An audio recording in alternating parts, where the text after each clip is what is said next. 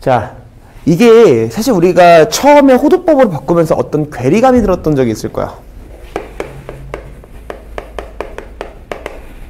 어떤 일단 괴리감이 있었냐면은 1. 도대체 이게 뭐야? 아, 파이분의 180도라고 하면서 이것도 잘 감이 안 오지만 그럼 파일라디안이 뭐지? 아, 얘가 우리가 알고 있는 180도 3.14 이 무리수가 각도로 바꾼다면은 이 정도 크기구나. 뭐 이렇게 하면서 이거 두 개에 대한 괴리감을 딱 연결해 주는 게 바로 저기가 호도법과 그 60분법의 그 관계였죠. 자, 그러면서 이제 이것들이 어떻게 되냐면은 우리가 각을 갖다가 호의 길이로도 변환할 수 있죠. 그러면 이제 그 다음에 각을 갖다가 부채꼴의 넓이도 변환이 가능한 거거든요. 이게 무슨 말이냐? 우리는 이 각이 라디안으로만 돼 있으면은 호의 길이는 r 세타라는 거예요. 그럼 각의 크기랑 그 다음 반지름을 딱 곱하는 순간 길이로 변환이 가능해지고, 그 다음 부채꼴의 넓이라는 것은 2분의 1의 r 제곱의 세타. 이게 되게 참 의미가 좀 그렇거든. 자, 무슨 얘기냐면은 선생님이 어렸을 때 대학 때 이제 교수님한테 딱 수업 들으면서 어떤 게 되게 인사이트가 깊었냐면 차원에 대한 이야기에 대해서 되게 인상 깊게 들었던 수업이 있었어. 이게 무슨 말이냐면은 이게 지금 넓이잖아요. 물론 곡선의 넓이긴 하지만 우리가 직선들로 이루어진 넓이는 무조건 2차원이거든요. 근데 얘는 차원이 아니야. 봐봐. 각을 1차원이라고 하진 않지만 일단 여기 봐보세요. 얘가 만약에 길이 곱하기 길이고 얘도 이제 각이면 실수인데 이게 길이는 아니잖아. 그게 지금 이게 지금 문자 찍으면 3차잖아. 지금 3차. R 세타. 문자 곱해진 게 3개잖아. 보통 부피해야 되는 거 아닌가? 그치? 그리고 각이라는 건 이건 적을 필요 없어. 이거 중요한 거 아니야? 차원이 아니란 얘기야. 뭔 말인지 알겠어요? 그러니까 어쨌든 여기서 딱 얻을 건 이런 거야. 각의 크기라는 것을 길이로 변환도 했고 각의 크기라는 것을 넓이로도 변환했다. 이게 참 의미가 있는 거거든요.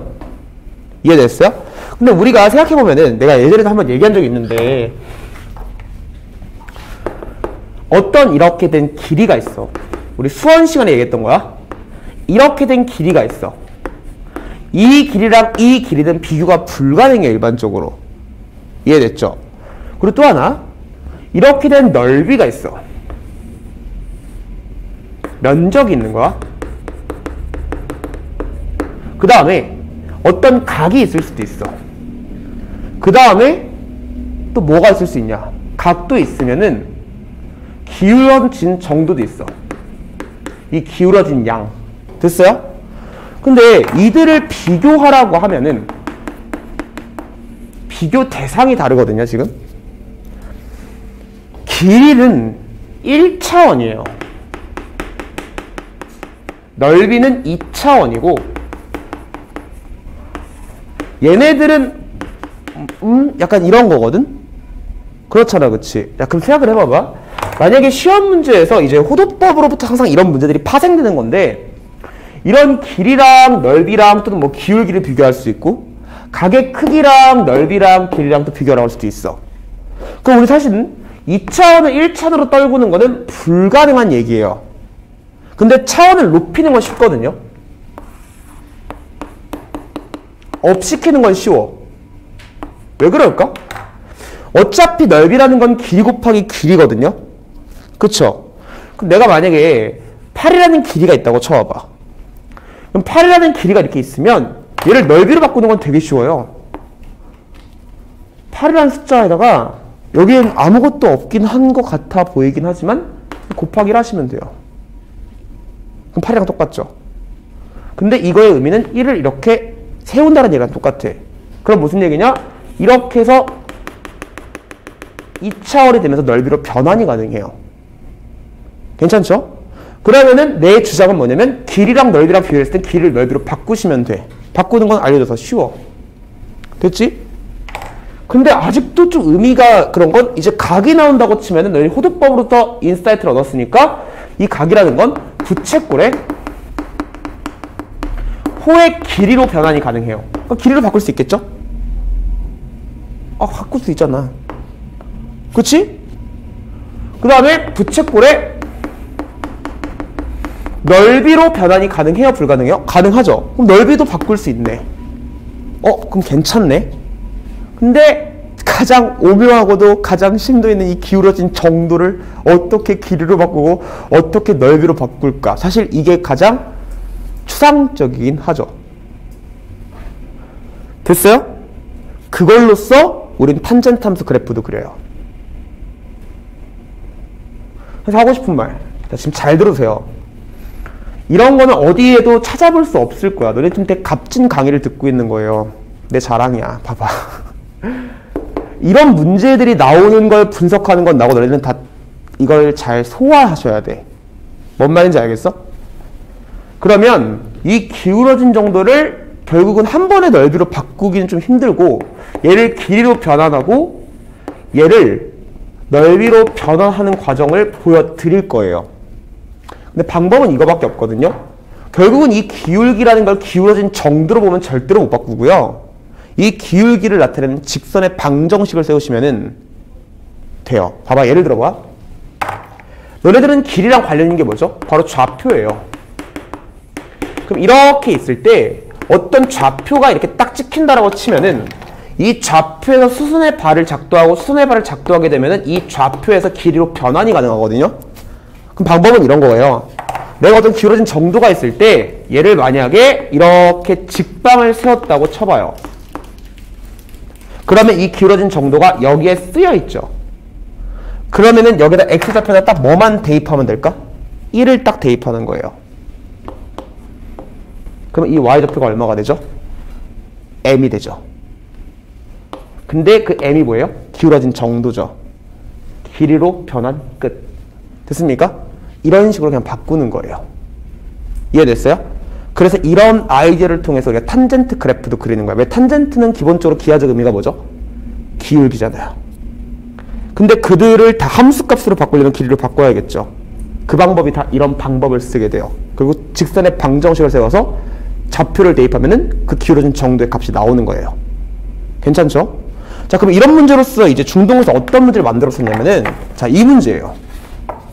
114페이지에 있는 문제. 자, 봐보세요. 자, 그림과 같이 일단 단위원의 x제곱 더하기 y제곱은 1이라는 원이 있대요. 반원이 있어요? 아니, 4분원이 있어. 얘가 1이고 여기도 1이야. 그럼 반지름이 1짜리인 그런 반원이 있는데, 자, 일단은 우리가 여기서 보시면은 원점 x축, y축이야. 자, 동경 OP라고 나와 있어. 그러면 지금 우리가 원래 알고 있었던 시초선이랑 동경을 어디에 올려놓은 걸까? 좌표 평면에다가 올려놓으신 거야. 자, 먼저 얘기를 해드리면은 시초선은 항상 x축의 양의 방향으로 잡습니다. 이건 고정되어 있는 얘기예요. 됐어요? 시초선 만들면 됐죠? 그럼 여기서 이제 동경이 움직이고 있는 거예요. 괜찮아요? 자, 그랬을 때 그 동경이 멈췄대요. 근데 지금 보니까 그 각의 크기를 이렇게 뭐 시키고 있어요? 한정 짓고 있죠. 그 말은 어차피 동경이 많이 멈췄어요. 그럼 이 동경이 멈췄을 때 여기까지 나타내는 각의 크기는 무수히 많죠. 그 무수히 많음을 제한시켜 준 거예요. 무수히 많이 보지 말아라. 오케이? 원래는 이게 넘잖아요. 마이너스 무한대부터 무한대까지 다 갈 수 있는 거잖아요. 그리고 그들의 각의 크기는 360도 차이만큼 있잖아요. 회전 바퀴수만큼. 그런데 4분의 파이까지 보라는 건 이 벌어진 정도만 확인해봐라. 이런 얘기가 되겠죠. 채은 이해돼? 벌어진 정도로만. 됐습니까? 그래서 이 각의 크기가 4분의 파이래요. 그러면 얘가 얘들아 4분의 파이라고 하는 얘 있죠. 0은 이 시초선과 동경이 일치할 때고요. 이게 초딩각만 보라는 얘기잖아. 지금 초딩각만. 일반각 신경 쓰지 마. 지금 이렇게 닫아준 거예요. 만약에 이 말이 없었으면 선생님은 이 각을 뭐로 봤을까? 일반각으로 봐야 되는 거야. 그런데 얘가 4분의 파이라는 이 경계를 왜 줬을지 한번 생각해 보셔야 되거든요. 4분의 파이라는 걸 괜히 주진 않아요. 4분의 파이라는 것은 직선의 기울기가 얼마일까요? 탄젠트 4분의 파이. 4분의 파이가 몇 도죠? 45도예요. 그러면은 45도라는 것은 딱 작도하기가 편하죠. 결국은 얘가 경계선이 돼요.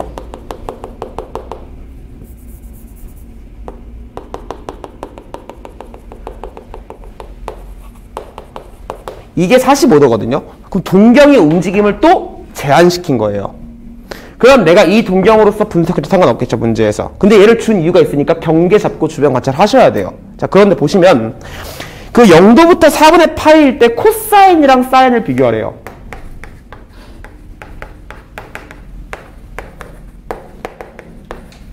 우리가 충분히 배운 대로 봅시다. 보세요. 여기가 세타야. 그럼 사실 누군가 이제 딱 여기서 물어봤을 때 코사인이랑 사인이 보여야 되겠죠? 근데 우리가 이미 알아요. 자, 이렇게 된 지금 얘는 반지름의 길이니까 얼마죠? 1이에요. 그쵸? 그럼 직각삼각형으로 딱 닫아주면 되겠죠? 지금 삼각 B야. 됐죠? 그럼 지금 이만큼의 길이가 얼마일까요? 코사인 세타예요. 그쵸? 이만큼의 길이가 얼마일까요? 사인 세타죠. 그러면 얘는 길이고 얘도 길이죠. 비교 대상이 똑같죠. 코사인 세타가 더 길어 보이죠. 이렇게 돼야겠죠. 근데 정확하게 판단하는 건 이거지.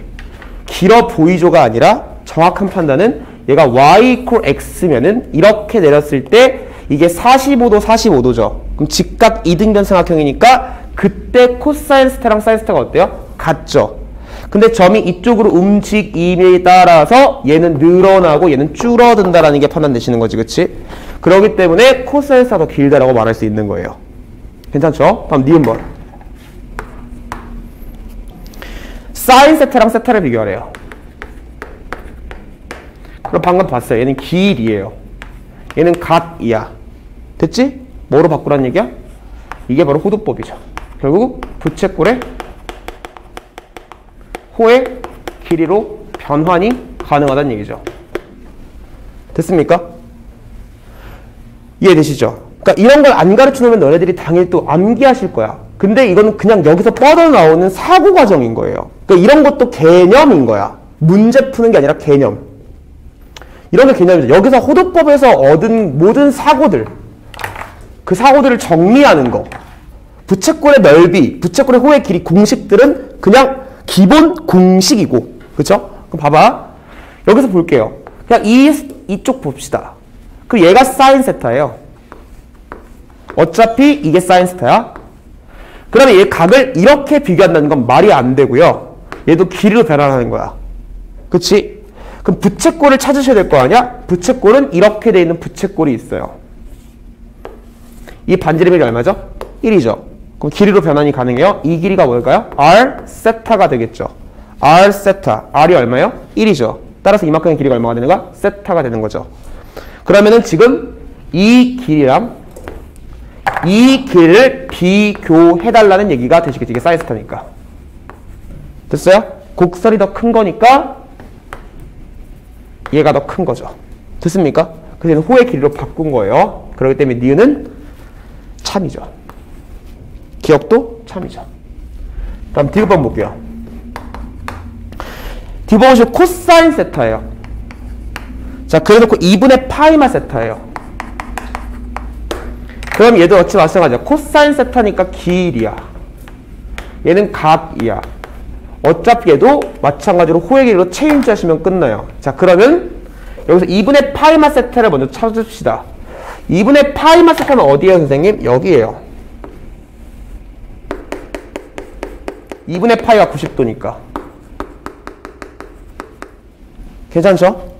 2분의 파이마 세타를 포함한 부채꼴을 찾으셔야 각이 길이로 바뀝니다. 그게 바로 부채꼴의 호의 길이로부터 얻은 인사이트입니다. 됐죠? 자, 그러면은 2분의 파이고 이만큼이 1이니까 이만큼의 길이가 2분의 파이마 세타가 됐습니까? r 세타니까. 그럼 이제 코사인 세타를 보시면은 코사인 세타라는 것은 아까 내 500원. 자, 코사인 세타 여기 됐죠? 그럼 코사인 세타랑 얘를 비교하는 건데 얘를 평행이동해서 올리세요. 그래야 비교가 한 번에 되니까. 이만큼이 코사인 세타야. 곡선이니까 이게 더 커요. 됐죠? 그렇기 때문에 얘 거짓이에요. 마지막 리을번. 사인 세타 곱하기 코사인 세타고 세타고 탄젠트 세타예요. 됐죠? 그럼 먼저 추론해 봅시다. 얘는 지금까지 우리가 길이 곱하기 길이로 봤어요. 얘는 각의 크기예요. 얘는 기울어진 정도예요. 그쵸? 그러면 여기서 딱 느낄 건 이거겠지. 어차피 길이 곱하기 길이는 넓이로 변환이 할 거야. 너도 추론이 가능해. 어차피 가깝다가 뭐 했지 우리? 부채꼴의 넓이 구해봤어요. 되게 멋진 문제지 않아요? 이런 걸 내가 만들 능력 있으면 얼마나 좋을까?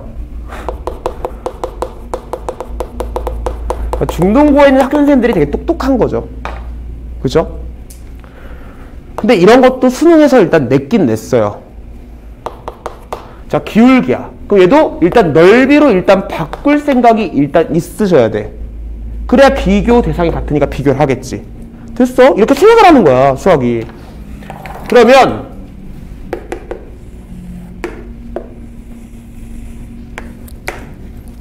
다시 그림을 그렸어요. 복잡하니까. 45도 베이스는 혹시 필요할 수도 있으니까 일단 그려놓고, 얘가 경계니까 이쪽에서 동경이 반직선이 있어요. 그럼 얘가 시초선, 얘가 동경이고 이만큼이 세타예요. 다시 닫을게요. 이만큼의 길이가 코사인 세타고 이만큼의 길이가 사인 세타예요. 이게 1이고. 됐죠? 그러면 사인 세타 곱하기 코사인 세타라고 하는 것은 너네들이 이렇게 볼 수도 있어요.